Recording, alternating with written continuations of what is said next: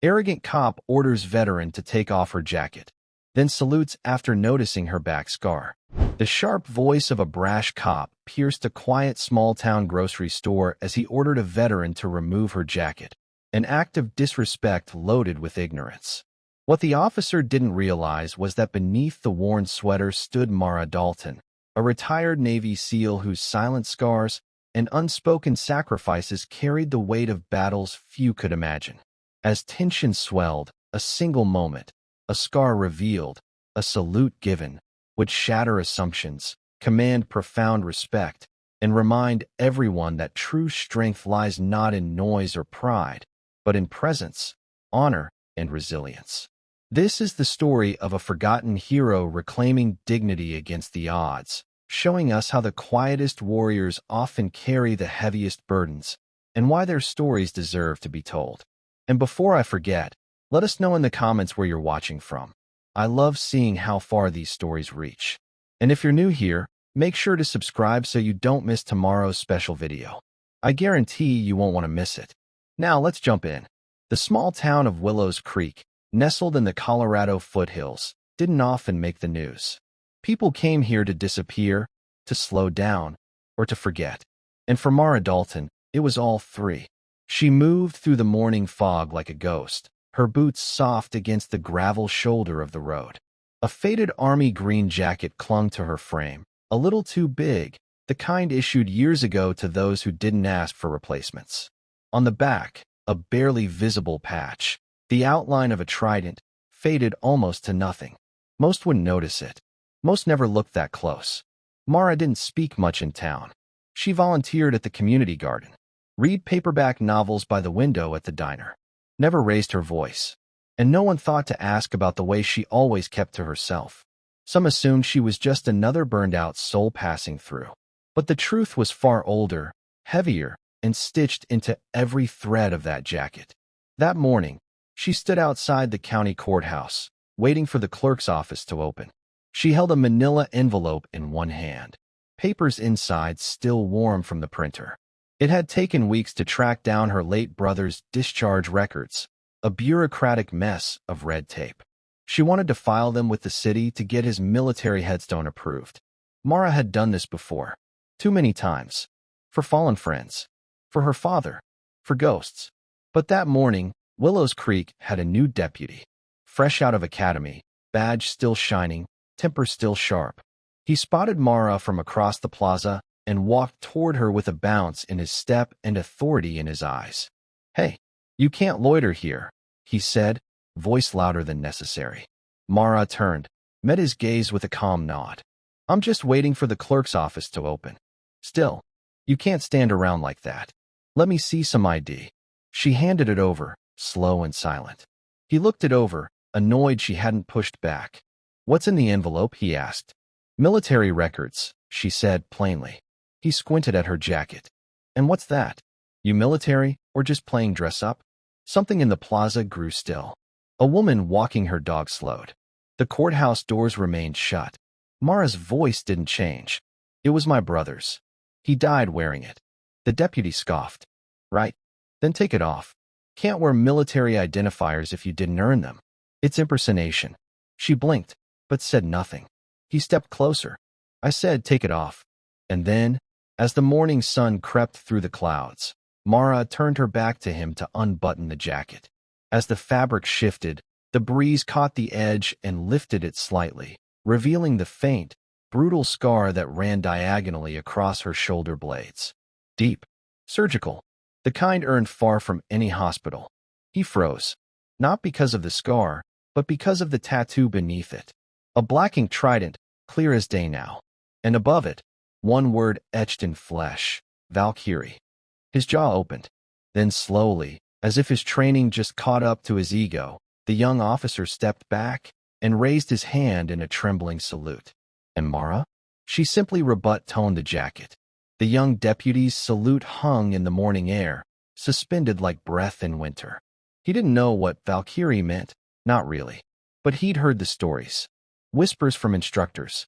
Legends buried deep in briefing rooms. The name had surfaced once during a seminar on unconventional warfare tactics. A woman embedded with SEAL teams. A ghost. A myth. And now she stood in front of him.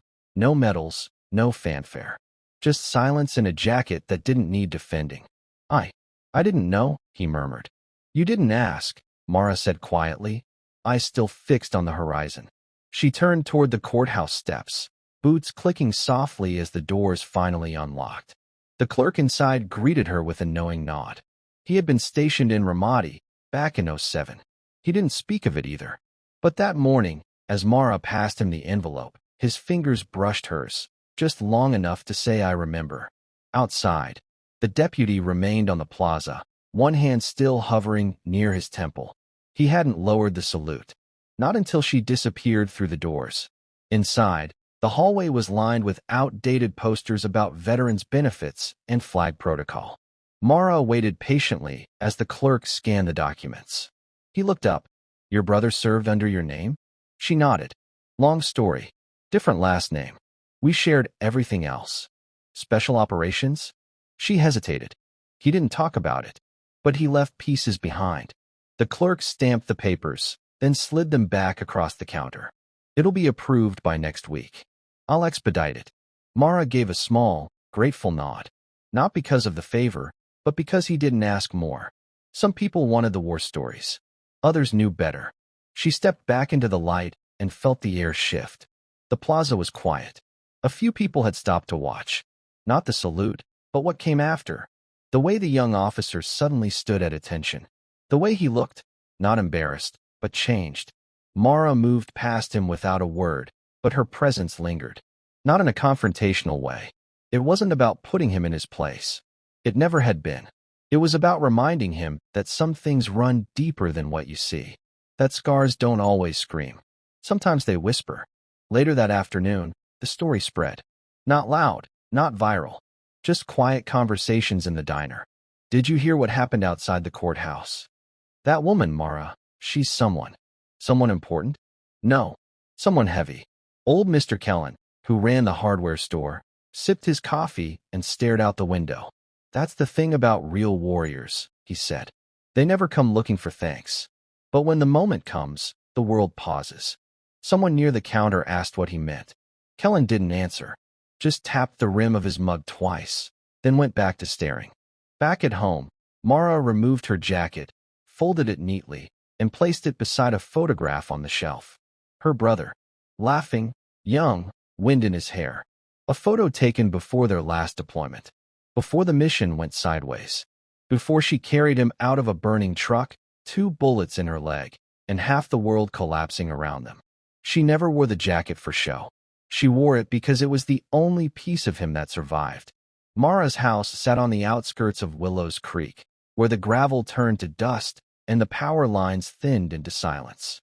A single-story structure with a sagging porch and creaky steps. It wasn't much, but it was hers. She'd built it herself, plank by plank, with salvaged wood and time no one else could claim. Inside, the air was still. Not the kind of stillness that weighed heavy, but the kind you earn. There were no photos on the walls. No trophies. No war memorabilia. Just a few books. Some old vinyl. A folded flag in a glass case that hadn't been touched in years. She moved through her home like someone who knew where every creek lived. Her body bore the slow stiffness of past injuries. Things never fully healed, but long since accepted. She made tea. No sugar. Sat on the edge of the armchair, sipping quietly, facing the window. That was where she kept the quiet room. It wasn't a room in the traditional sense. Just a small corner of the house, curtained off, where she kept 4 things: the jacket, the photograph, a rusted K-bar knife, and a sealed letter. The letter had her brother's handwriting on the outside. She'd never opened it. She told herself it was better that way, that whatever it said had already been lived. But the truth was more fragile. She was afraid the words inside might make her feel too much. And she couldn't afford to feel too much. Not when she still had things to carry.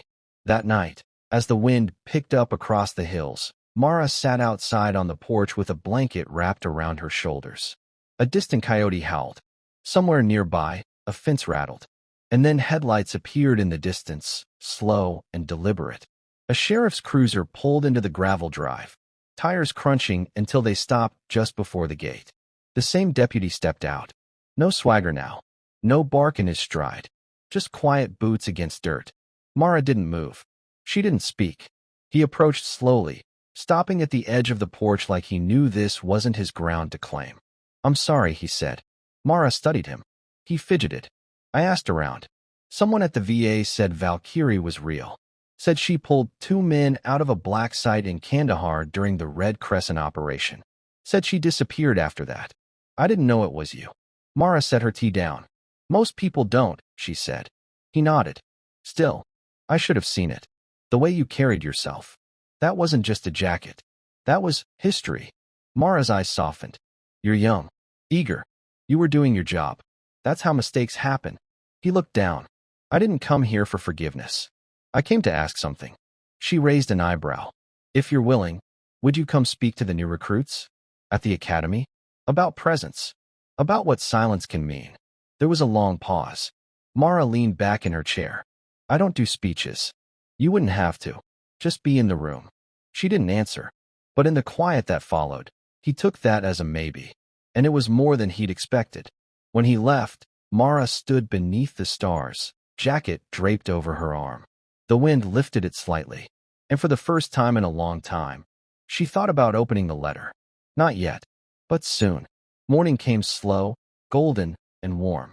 The kind of morning that softened sharp memories. But for Mara, memory didn't sleep. It stirred in her muscles, settled in the way her feet hit the floor, deliberate and steady. She moved like someone trained to measure every step. She stood at the bathroom mirror, brushing her silver-flecked hair into a tight knot. The scar on her back peaked just above the collar of her shirt, raised, pale, and precise. A surgeon's cut, a field surgeon's desperation. The kind of scar that told a story most people weren't equipped to hear. She rarely looked at it. But this morning, she turned slightly, held her breath, studied it. There were nights she remembered the sound of the rotors, the smell of burning oil, the crackle of a broken radio. She didn't miss war. She missed the clarity, the moment when everything made sense because it had to. That scar had been the cost of carrying someone else out of a bad call, a green recruit too deep in a mission he wasn't ready for. She took the shrapnel. He made it home. She never saw him again. Mara headed into town, this time without the jacket, just a plain black shirt and worn jeans. She didn't want attention. She wanted to blend back in, to become part of the background again. But something had shifted. People noticed her now. A subtle nod from the post office clerk. A longer glance from the diner waitress. Even the mechanic, who rarely spoke unless it was about engines, raised 2 fingers in silent respect as she passed by. The plaza where it had all happened was empty now, but echoes lingered in quiet spaces. Not of shame or spectacle, just recognition. At the diner, the cook, Jesse, a veteran himself, slid her usual order across the counter before she even asked. He didn't say anything. Didn't need to. But before walking away, he did murmur, "Still got the jacket?" Mara smiled faintly. "Still fits." After breakfast, she walked past the schoolyard where kids screamed and laughed in chaotic joy. One boy, no older than 10, stood near the chain-link fence, holding a toy plane with chipped wings. He spotted her as she passed. "Hey," he called out. "You were in the army, right?" Mara stopped, turned. He ran up, holding the little plastic plane out. "My dad was, too." He said people who don't talk about it are usually the real deal. She crouched to his height, looked him in the eye. "Your dad's a smart man. Did you fly one of these?" he asked, gesturing to the toy. "No," she said softly. "But I jumped out of a few." His eyes widened. "Like a superhero?" She chuckled, but there was no mockery in it. Not even close. And then, because something in his eyes reminded her of younger days, she placed her hand gently on the toy's fuselage and added, "But I rode with them." He beamed. As she walked away, the boy watched her for a long time. That night, she returned to the quiet room. The jacket still sat there. And beside it, the letter. This time, she picked it up. Still sealed. Still unread. But tonight, she slipped it into her pocket. Whatever came next, she felt ready. The wind had picked up again that night. Willow's Creek never truly quieted. The air rolled in from the hills like a whisper from the past, stirring loose leaves, memories, and resolve. Mara sat at her kitchen table beneath a single low-hanging light bulb. The letter lay in front of her, its edges slightly worn, the ink on the envelope faded but still legible. To M. Dalton, if I don't make it. She traced the letters with her fingertips. Her brother's handwriting, tight, precise, and rushed. The kind of penmanship soldiers used in the in-between moments, when their hands trembled but their words had to stand still. She had carried this letter across continents, packed it away through 3 moves, and never once dared to open it. Not until now. She took a deep breath and slid her finger under the flap. The paper inside unfolded like it had been waiting, too. Mara, if you're reading this, I'm gone. And I'm sorry. I know you hate this kind of thing, the drama, the final words. But you also know how things go when the radios go quiet. I needed to leave something behind in case you couldn't carry everything on your own anymore. You always carried too much. You always carried me. I remember when you first took that seal trident. You told me it didn't make you invincible, it made you accountable. That stuck with me. You always said you didn't fight for glory. You fought to bring people home. And you did, Mara. Even when it broke you. I don't know how long you'll keep wearing my jacket. But if you're still wearing it, it means you haven't stopped protecting people. That's who you are. You protect, even when they don't deserve it. But you need to know something. You did enough. You did more than anyone should have ever asked of you. And if they don't salute you in the street, if they walk past you like you're no one, that's okay. Because I remember everything you did. And if I'm not here to say it out loud, then let this letter do it for me. You're the bravest person I ever knew. You were my North Star. You were Valkyrie long before they gave you that name. So if today was heavy, if someone said something stupid, or forgot who you are, don't carry it. Let it go. You don't owe them silence anymore. I love you. Always. James. Mara didn't cry. Not right away. She folded the letter slowly, deliberately, and held it against her chest. The kitchen was so still she could hear the refrigerator humming, the tick of the wall clock, the faintest rustle of wind outside. She let the moment wash over her like a wave that had waited a decade to break. She closed her eyes, whispered, "Thank you, Jimmy." And for the first time in years, the jacket stayed on its hook. 3 days passed. Mara moved through them like she always did, quietly. She returned to the garden, tended the late summer soil, trimmed the lavender shrubs along the school fence. She answered no questions about what happened outside the courthouse. People had seen what they needed to. They were still talking, but never to her directly. She didn't mind. But the letter had changed something. It didn't make her louder. It didn't make her softer. It made her present. And people noticed. On the 4th day, a plain white envelope arrived in her mailbox. No stamp. No sender. Inside was a single card, handwritten in blue ink. Mara, we're hosting a recognition ceremony this Saturday for community service and veterans' contributions. The sheriff insisted your name be read. No speeches required. No uniforms needed. But it would mean something if you came. Jessie. She sat on her porch, turning the card in her hand. The idea of a ceremony unsettled her. She wasn't a headline. She didn't want applause. But the word recognition lingered. Not celebration. Not spectacle. Just acknowledgement. And maybe, for once, that was enough. The next morning, she walked into the diner just after sunrise. Jessie was behind the counter, prepping trays of eggs and bacon. He looked up, a little surprised to see her this early. Mara held up the card. You sent this. He gave a short nod, eyes steady. Thought about it for a while. She slid onto the stool. Why now? Jessie leaned on the counter. Because for years, you've carried this town and let us pretend we didn't know. You fixed the generator at the shelter. You taught that teen from out east how to weld when nobody else had time. You sat with Donna Harrell's boy every Friday night after his dad passed. And you never said a word. That's what people do, she replied. No, Jessie said. That's what you do. She looked away. Silence stretched between them, but it wasn't uncomfortable. I'm not a symbol, she said quietly. I know. That's why you're the right one. Saturday came fast. Mara stood at her bedroom mirror, hands hovering over a neat pile on the dresser. A simple charcoal blouse, dark jeans, polished boots, and next to them, The jacket.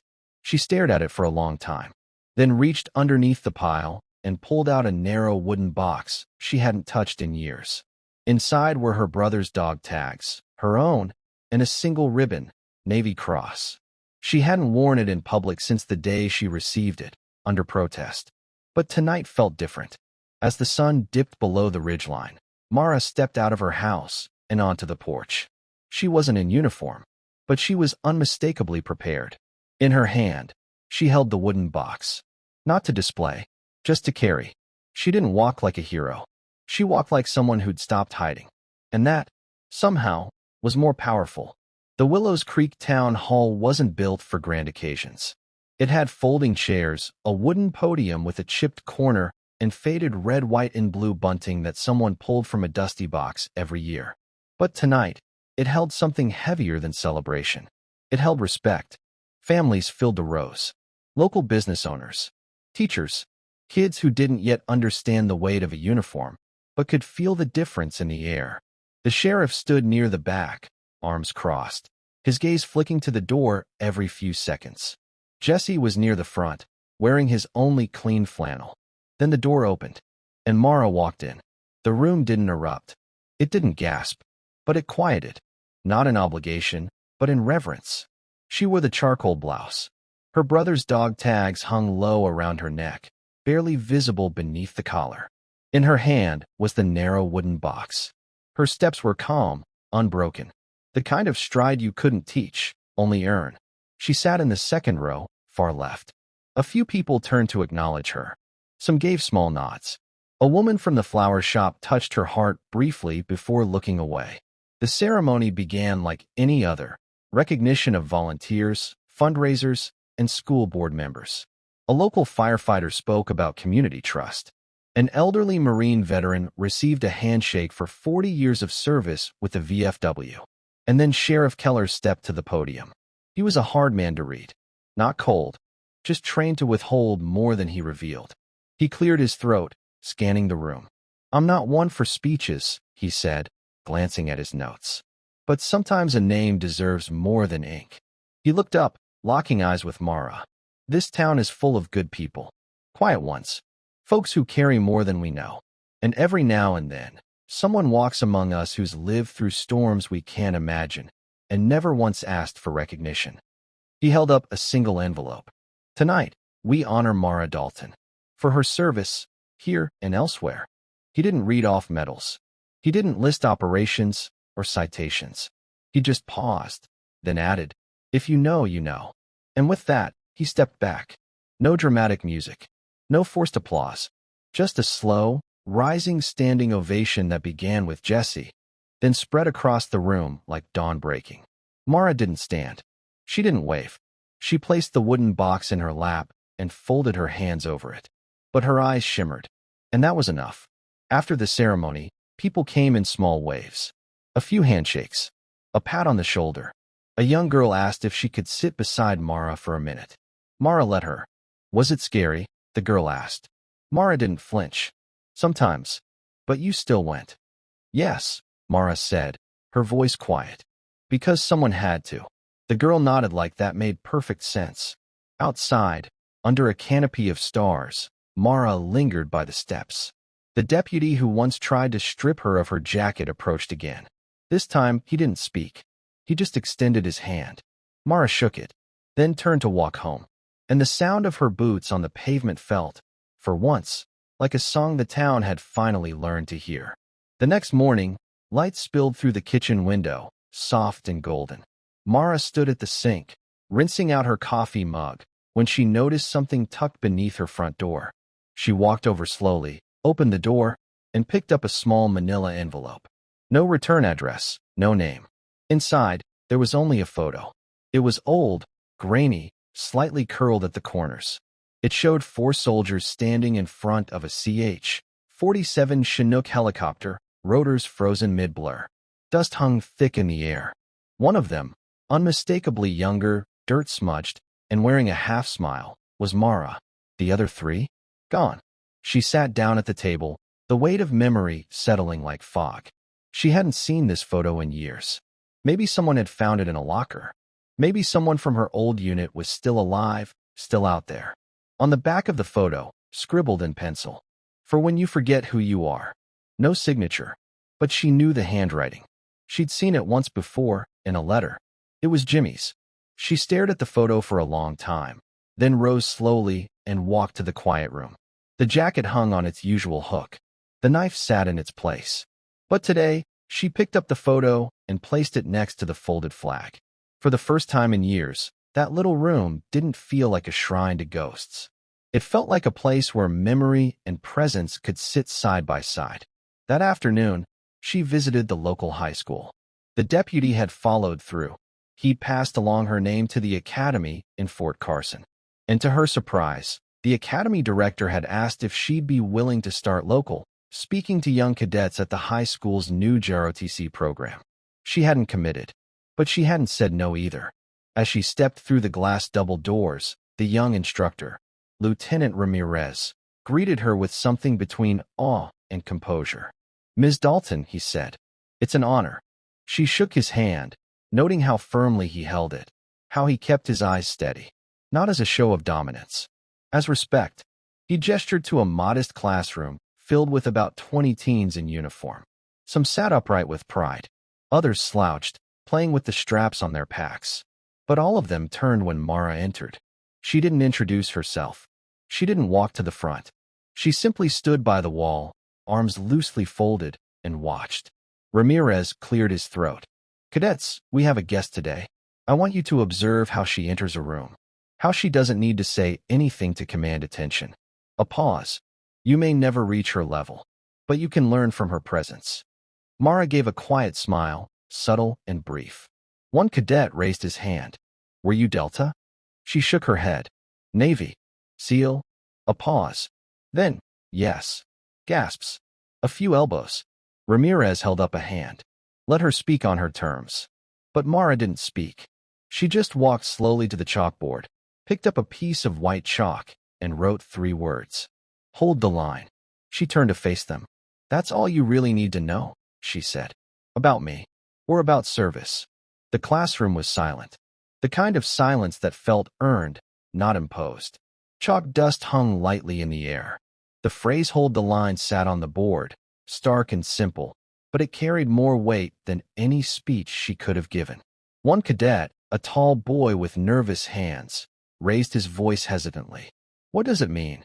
Mara looked at him, not with judgment, but with the kind of eyes that had once scanned a perimeter for movement at 3 a.m. in Helmand Province. "It means everything," she said. A few students shifted in their seats. "It means," she continued, "when the plan fails, when the radios go dead, when no one is coming, and no one knows what to do, you don't break. You don't run.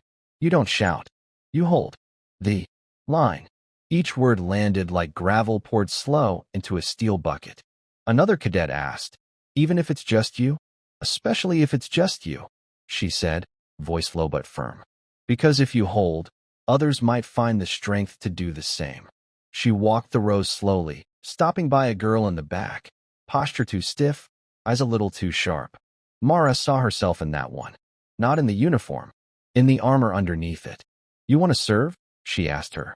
"Yes, ma'am." "Why?" The girl hesitated. "Because I want to be strong." Mara nodded. "You already are. But service isn't about showing strength. It's about giving it away." The girl blinked. "Giving it away?" Mara leaned in slightly. "To the person next to you. To someone who's scared. To someone who's lost the will to fight. You hold the line, not for glory, but so they can catch their breath." She straightened. "That's what strength is." Afterward, she slipped out quietly while Ramirez thanked the cadets and dismissed them. He caught up to her at the side door. "You said you didn't do speeches," he said with a quiet grin. "I didn't," she replied. "Just answered a question." He nodded, serious now. "They won't forget today. They shouldn't remember me," she said. "Just the lesson. That's the kind they remember most." She looked out at the parking lot. A few parents were waiting in cars. A boy leaned against a fence, staring at the chalkboard through the window. Ramirez stepped closer. "They call people like you legends. Ghosts. Myths. But you showed up today and proved you're real." Mara shrugged. "Maybe. But ghosts don't leave footprints. Yours are all over this town, he said. She didn't respond. Didn't need to. Later that evening, she stopped by the old park bench near the war memorial. Her brother's name was etched there now, along with 5 others from their region. It had taken her 3 years to push the paperwork through. She ran her fingers over the engraving. Still holding it, she whispered. The sun dipped low. A breeze stirred the trees. Somewhere nearby, a bell tower rang. And in that quiet, the ghosts didn't haunt her. They stood beside her, still holding the line. The following Monday, Mara needed milk. She didn't shop much, only when the shelves were empty and the fridge looked more like a storage unit than a kitchen appliance. The local grocery store wasn't far, just a quiet corner shop where locals wandered the aisles like they were walking through memories, not produce sections. She didn't expect attention. She never did. But she noticed the hush as she walked through the entrance. Not judgmental, just aware. Like people had finally seen her. Not the version that read books at the diner or fixed fences, but the one who carried something far older than her years. She made her way to the back fridge, the cold air brushing her skin through the fabric of her flannel. Her fingers wrapped around the milk handle just as someone cleared their throat behind her. She turned. It was the young deputy. No uniform today, just jeans and a department hoodie. He looked different out of uniform. More like a kid who had stumbled into a history book and realized the pages were real. I didn't mean to ambush you, he said. Just saw you and thought. She waited. I wanted to thank you, he said finally. Again. Mara nodded. You already did. He scratched the back of his neck. Yeah, I know. It's just, after the ceremony, I started reading. I found your name in an old declassified brief. The Red Crescent operation. It didn't say much, but it mentioned Valkyrie extraction protocol and 2 enemy intercepts neutralized during exfil. Was that? She didn't answer. Didn't need to. He nodded slowly. You save people. Mara looked at him for a long moment. Then, with a voice soft but sharp, said, everyone in that unit saved someone. That's why they didn't come home. He lowered his head. She studied him. You're not a bad cop, she said. You're just young. Learn to listen before you act. Don't let the badge speak louder than your eyes. He nodded, then added, almost whispering, you're the first person I've ever saluted. She didn't smile, but her eyes carried a warmth that hadn't been there before. Make sure I'm not the last, she said. As Mara walked to the register, the woman behind the counter, Connie, who had worked there since Mara moved into town, gave her a small, folded receipt and a gentle smile. I covered it, she said. Mara blinked. You didn't have to. I know, but I wanted to. For Jimmy. Mara froze. Connie added quietly. I dated him once. Years ago, before the deployments. He said if anything ever happened to him, you'd be the one still standing. Mara didn't speak, but she reached across the counter and squeezed Connie's hand. No words. Just history between 2 women who'd loved the same ghost in different ways. Outside, the sky was shifting from blue to amber. Mara stepped into the warmth of the afternoon sun and realized that for the first time in a long while, her silence wasn't mistaken for distance. It was being heard. The night wrapped around Mara's house like a soft blanket. The stars were bright, scattered across the sky like shards of forgotten promises. Inside, the only sound was the steady tick of the wall clock and the occasional creak of the old floorboards settling. She was about to turn off the kitchen light when a soft knock came at the door. Mara paused. No one knocked at her door unless it was important. She opened it slowly. Standing there, silhouetted in the porch light, was an older man in a dark jacket. His face was lined, eyes tired but sharp. He looked like someone who had seen too many winters and too many battles, both personal and distant. Ms. Dalton, he said quietly. Name's Colonel Reed. Retired, but not forgotten. I heard about the ceremony, about what the town's been saying. I wanted to come by and say thank you. Mara blinked.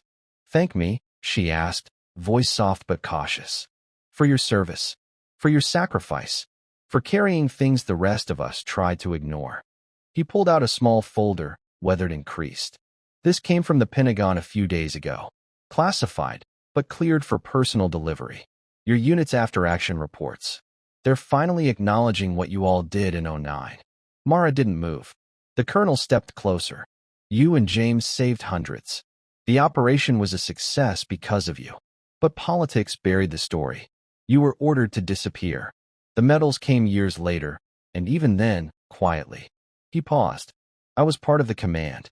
I didn't speak up. For that, I'm sorry. Mara's eyes softened. You're here now. He nodded. I'm here now. They sat at her kitchen table, the folder open between them. Photos, declassified documents, even a letter from the Joint Chiefs praising her leadership. But none of it surprised Mara. She had never done it for recognition. She did it because it had to be done. Because her brother needed her to be strong when he wasn't. Because she believed in holding the line, no matter the cost. Before leaving, Colonel Reed placed a hand briefly on her shoulder. Will you consider telling your story? To the recruits? To the world? Mara looked up, eyes steady.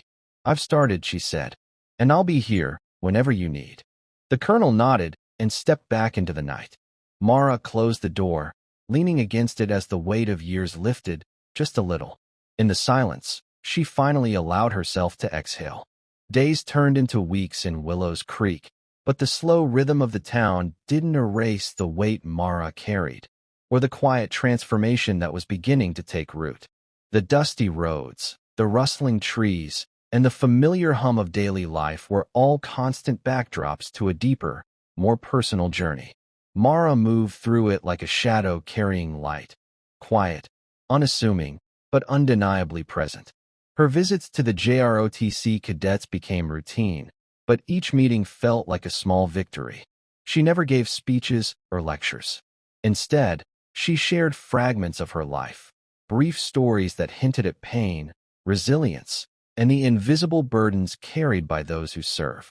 The kids listened, not because she commanded it, but because she earned it. They understood there was more beneath her calm surface, an unspoken history that shaped every word and every pause. One afternoon, after a particularly intense session focused on teamwork and the meaning of resilience, a cadet named Marcus lingered behind while the others filed out. His eyes were filled with a quiet earnestness as he approached. Ma'am, he said hesitantly, how do you keep going? After everything you've been through. Mara looked at him, her gaze soft but steady. The question was one she often asked herself in the quiet hours. Taking a breath, she answered simply, I remember who I'm holding the line for.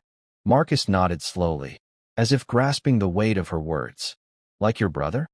Yes, Mara replied, her voice low but resolute. But not just him. Everyone who needs someone to stand steady, even when it's hard, even when it feels like no one's watching. His small smile carried understanding beyond his years. In that moment, Mara saw a spark, a flicker of the same steadfastness that had once burned inside her. Back home, the community garden blossomed with life. Mara knelt beside a rose bush, her fingers brushing tenderly over the delicate petals. The vibrant colors were a quiet testament to growth, healing, and the strength that comes from enduring seasons of hardship. She thought about scars, not just the ones etched into her skin, but those hidden deep within the heart and mind. She thought about strength, not the kind measured in medals or battlefield feats, but the kind that surfaces quietly in everyday acts of presence and care. That evening, Jessie dropped by with a box of freshly baked bread. The simple gesture was a reminder that community was more than a word. It was a lifeline. Figured you might want some company, he said with a warm grin.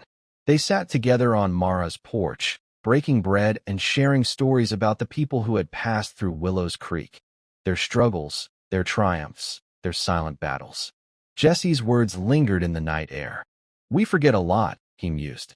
But some stories, they always find their way back. Mara smiled softly. Like old wounds, she said. They remind us we're still here. They settled into a comfortable silence, the night wrapping around them like a protective cloak. In that quiet, Mara felt the heavy weight of loneliness lift just enough to let in a flicker of peace. The scar on Mara's back wasn't just a mark of pain. It was a testament to resilience, to honor, to the quiet strength that refuses to fade.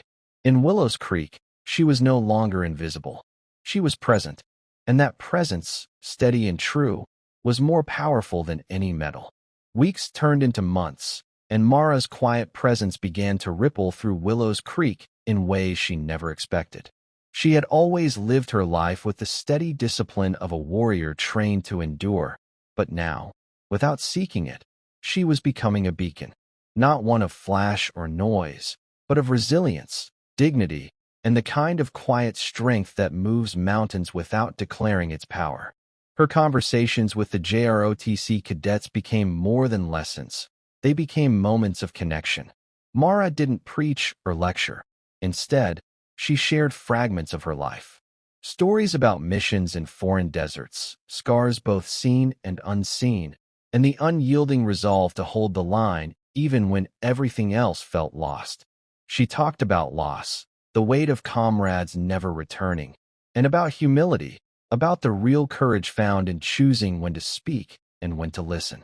Each word was measured, each pause intentional, commanding attention without raising her voice. One crisp autumn morning, Mara's phone rang. The caller ID showed Colonel Reed. "We're organizing a regional leadership seminar at Fort Carson," he said, voice steady, but with an edge of urgency.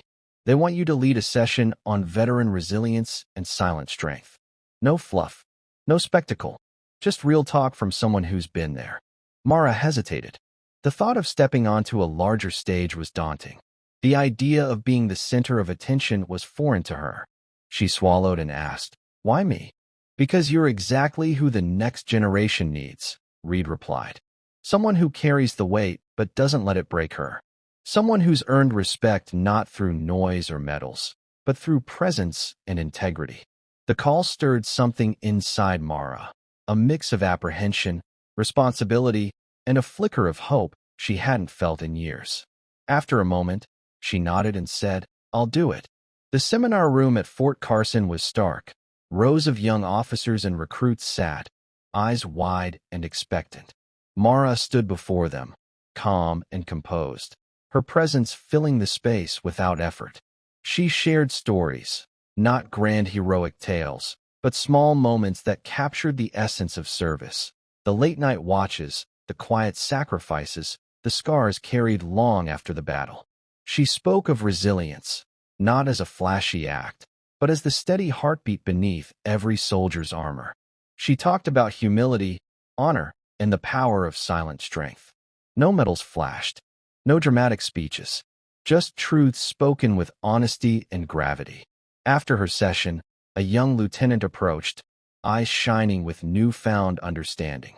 "You showed me what real leadership looks like," he said earnestly. "It's not about shouting orders or seeking glory. It's about steady hands in the dark, guiding when no one else can." Mara smiled faintly. "Hold the line," she replied softly. Back in Willow's Creek, news of Mara's seminar spread quietly. The town embraced her anew, not because she sought recognition, but because she embodied it in every silent act of strength. She continued tending her garden, speaking with the cadets, and living in that sacred space between shadow and light. Because sometimes, the strongest warriors aren't the loudest. They're the ones who stand firm when no one's watching. The early morning mist clung to Willow's Creek like a veil, softening the edges of the world. Mara stepped out onto her porch, the air cool and crisp, carrying the scent of pine and damp earth. The peace was a fragile thing, one she cherished but rarely took for granted. As she brewed her coffee, the distant rumble of an engine caught her attention. A black SUV rolled slowly down the gravel road, headlights cutting through the fog. Mara's gaze sharpened. The vehicle stopped in front of her house. The door opened, and out stepped a figure she hadn't seen in years, Captain Elias Monroe. Tall, lean, his face weathered but unmistakable. The man who had once been her commanding officer during some of the darkest missions in her career. The one who had vanished after the final deployment, swallowed by bureaucracy and silence. "Mara," he said, voice low but steady. "I heard about the ceremony, about the talks, about how you're holding the line." She studied him carefully. "Elias." He offered a small, respectful nod. "I'm here because you're not just holding the line, you're rebuilding it." They moved inside, settling at the kitchen table. Mara poured coffee while Elias unfolded a thick dossier. "I've been working to get your unit's records fully declassified," he said, to restore the truth about what you all accomplished. The political fog has been dense, but things are shifting. Mara felt the weight of years in his words. Years of silence, sacrifice, and shadows. Why now, she asked. Because the world is finally ready to hear the real stories, Elias replied. And because some ghosts refuse to be forgotten. Their conversation stretched into the afternoon. Elias recounted details Mara had long buried. The missions that never made the headlines, the lives saved and lost, the betrayals that followed. But amid the darkness, there was also hope, a path toward recognition and healing. Mara listened, absorbing the truths and half-truths, the pain and the promise. When Elias stood to leave, he placed a hand on her shoulder. Will you stand with us? Help us bring the story forward. Mara looked out the window, watching the mist lift from the fields. I've held the line for years, she said softly. Maybe it's time to lead. Outside, the morning sun broke through the clouds, casting golden light over Willow's Creek. And for the first time in a long time, Mara felt the future stirring, not as a shadow behind her, but a horizon ahead. The weeks that followed felt like a slow awakening, not just for Mara, but for the entire community that had watched her journey from silence to recognition. The news of her reunion with Captain Elias Monroe spread quietly but surely, stirring conversations long overdue. Together, they began working on a project to tell the real story of Mara's unit. It wasn't about glory or medals. It was about truth, accountability, and honoring those who never came home. Their meetings were meticulous, grounded in facts and memories, balancing the weight of loss with the resolve to reclaim dignity. For Mara, the process was both painful and healing. Going through after-action reports, letters, and testimonies brought ghosts to the surface. Memories of firefights, close calls, and the faces of comrades who had been lost too soon. But it also brought clarity, the realization that their sacrifices would not be forgotten, that the truth would finally come to light. At the community center, Mara found herself standing before a crowd far larger than the small gatherings with the cadets. Veterans, families, local officials, and young recruits filled the room, eyes attentive and respectful. The air was thick with anticipation and quiet reverence. Elias introduced her simply. This is the woman who held the line when no one else could, who carried her team through shadows and silence. Tonight, she shares their story, our story. Mara spoke with calm authority, her voice steady yet full of emotion. She shared stories of resilience, sacrifice, and the quiet power of presence. She described the scars, both visible and hidden, that veterans bear long after the battles have ended. Her words were honest, humble, and raw, cutting through the noise of politics and misunderstanding. She spoke not just for herself, but for every soldier who had felt invisible, overlooked, or forgotten. We don't wear our scars for pride, she said softly. We carry them as reminders of the price of service and the strength it takes to keep moving forward. After her speech, a young veteran approached, eyes glistening with unshed tears. I didn't know what it meant to carry that kind of burden, he said quietly. Thank you for showing me strength without pride. Mara nodded, feeling a lump in her throat. Strength isn't always loud, she replied gently. Sometimes, it's just standing steady when the world doesn't see. Back home that evening, Mara found a letter waiting in her mailbox. It was from a mother whose son had been inspired by Mara's talks to join the military, a young man who now understood that courage meant more than bravado. The letter closed with a simple line. Thank you for holding the line. Mara folded it carefully and placed it beside the wooden box holding her brother's dog tags. She felt a quiet peace settle in her chest, a balm to years of silence and solitude. That night, under a sky strewn with stars, Mara stood on her porch. The scar on her back lay hidden beneath her sweater, but its weight felt lighter, not because it was gone, but because it was finally seen, understood, and honored. In the stillness, she whispered a promise, to herself and to those who had fallen. I will keep standing. I will keep holding the line. Because true strength isn't just about the battles we fight. It's about the honor we carry in the space between. The morning sun poured gently through the curtains, bathing Mara's modest living room in a soft, golden glow. There was a stillness in the air, a calm tension that felt like the moment right before a storm, or the moment before peace finally settles. Today was the day Willows Creek would honor her and the countless sacrifices that had defined her life, not with grandeur or spectacle, but with quiet dignity. At the memorial park, a small crowd had gathered, friends, neighbors, veterans, and family members. Faces lined with weathered years, some familiar, some new. Among them stood the young cadets Mara had mentored, their eyes bright with admiration and understanding. Sheriff Keller stood near the back, his expression unreadable but respectful, his hat removed and held in his hands.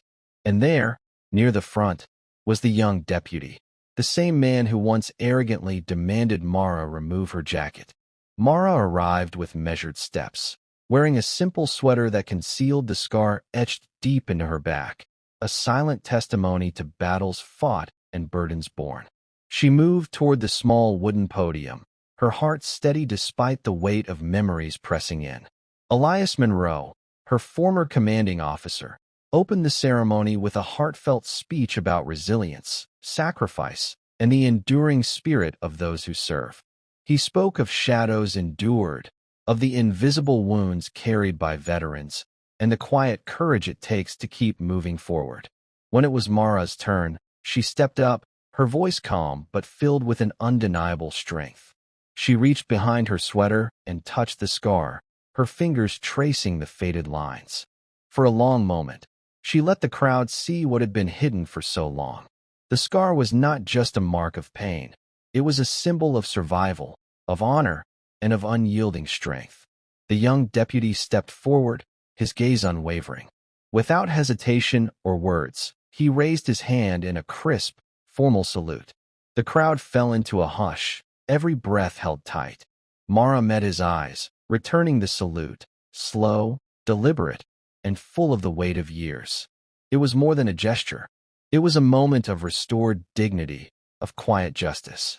No louder than a whisper, yet more powerful than any shout. The sun dipped behind the trees, casting long shadows over the assembled crowd. Mara felt a peace settle deep inside her chest, a peace earned not through battle, but through presence and honor. She was no longer invisible.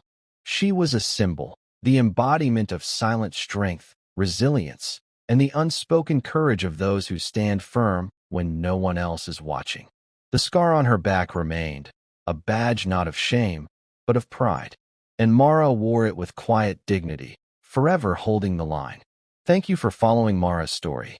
If it moved you, leave a comment telling us where you're watching from, and don't forget to subscribe for more stories honoring the silent strength of veterans.